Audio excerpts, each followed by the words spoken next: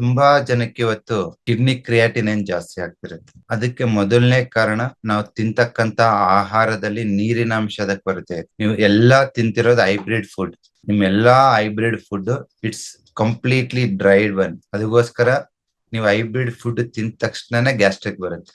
So ನಿಮ್ಗೆ future ಅಲ್ಲಿ kidney problem ಆಗ್ಬಾರ್ದಂದ್ರೆ ಇವತ್ತಿಂದನೇ ಮೇಕ್ ಶೂರ್ ದಟ್ ನೀವು ತಿನ್ನೋ ಆಹಾರ ಪದಾರ್ಥ ಹೈಬ್ರಿಡ್ ಇರಬಾರ್ದು. ಕಿಡ್ನಿ ಕ್ರಿಯಾಟಿನೈನ್ ಜಾಸ್ತಿ ಆಗ್ತಿದೆ, ಕಿಡ್ನಿ ಫಂಕ್ಷನ್ ಲೋ ಆಗ್ತಿದೆ.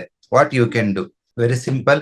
ನಿಮ್ಮ ಎಡಗೈ ಮಧ್ಯದ ಬೆರಳು ಎರಡನೇ ಜಾಯಿಂಟ್, ಈ ಎರಡನೇ ಜಾಯಿಂಟ್ ಇದೆ ಅಲ್ವಾ, ಈ ಎರಡನೇ ಜಾಯಿಂಟ್ ಟುವರ್ಡ್ಸ್ ರಿಂಗ್ ಫಿಂಗರ್. ನಿಮ್ಮ ಎರಡನೇ ಜಾಯಿಂಟ್ ಅಲ್ಲಿ ಈ ಒಂದು ಉಂಗುರ ಬೆರಳು ಕಡೆಗೆ ಒಂದು ಈ ತರ ಆರೆಂಜ್ ಡಾಟೆಡ್ ಕಾಣಿಸ್ತಿದೆ ಅಲ್ವಾ, ಆರೆಂಜ್ ಡಾಟ್.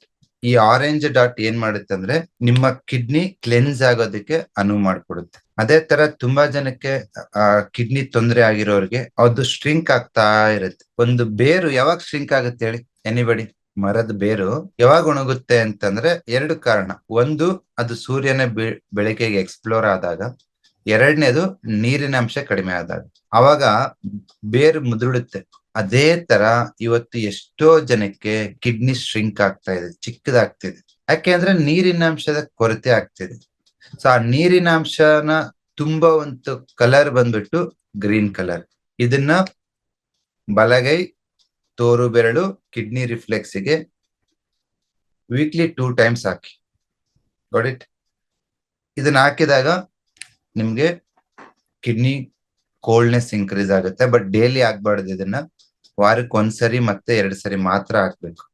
ಎರಡನೇದು, ಮೂರನೇದು, ಒಂದು ಕ್ಲೆನ್ಸಿಂಗ್ ಪಾಯಿಂಟ್ ಹಾಕಿದೀನಿ, ಒಂದು ಕೋಲ್ಡ್ ಮಾಡೋ ಪಾಯಿಂಟ್ ಹಾಕಿದ್ವಿ. ನೀವು ತಿನ್ನೋ ಪದಾರ್ಥ ಸ್ವಲ್ಪ ನೀರಿನ ಅಂಶದಿಂದ ಕೂಡಿರ್ಬೇಕು. ಎಸ್ಪೆಷಲಿ ಮಧ್ಯಾಹ್ನದ ಊಟ. ಮಧ್ಯಾಹ್ನ ಊಟ ಮಾಡ್ಬೇಕಾದ್ರೆ ಒಂದು 4 ಪೀಸ್ ಸೌತೆಕಾಯಿ, ಇಲ್ಲ ಒಂದು 4 ಪೀಸ್ ಈರುಳ್ಳಿ, ಇಲ್ಲ ಒಂದು 4 ಪೀಸ್ ಮುಲ್ಲಂಗಿ, ಅದನ್ನ ಬೆಳೆಸ್ತಾ ಬನ್ನಿ. ಈ ಹಸಿ ತರಕಾರಿ ಎಸ್ಪೆಷಲಿ ಆಫ್ಟರ್ನೂನ್ ಕೊಟ್ಟಾಗ ನಿಮ್ಮ ದೇಹದ ಡಿಹೈಡ್ರೇಷನ್ ಕಡಿಮೆ ಆಗುತ್ತೆ. ಪ್ಲಸ್ ಇದ್ರ ಜೊತೆಗೆ ನೀವು ದೇಶಿ ತಳಿ ಇಲ್ಲ ಎಮ್ಮೆ ಮಜ್ಜಿಗೆ ಉಪಯೋಗಿಸಿ ಆಫ್ಟರ್ನೂನ್. ಅದೊಂದು ಮೆಡಿಸಿನ್ ಅಂತಾನೆ ಹೇಳ್ಬೋದು ಕಿಡ್ನಿಗೆ. ಬಸವ ಅಕಾಡೆಮಿ ನೋಡ್ಬೇಕಂದ್ರೆ ಜಸ್ಟ್ ಸಬ್ಸ್ಕ್ರೈಬ್ ಆಗಿ. ಯೂಟ್ಯೂಬ್, ಫೇಸ್ಬುಕ್, ಇನ್ಸ್ಟಾಗ್ರಾಮ್ ಅಲ್ಲಿ ನಾವಿದೀವಿ.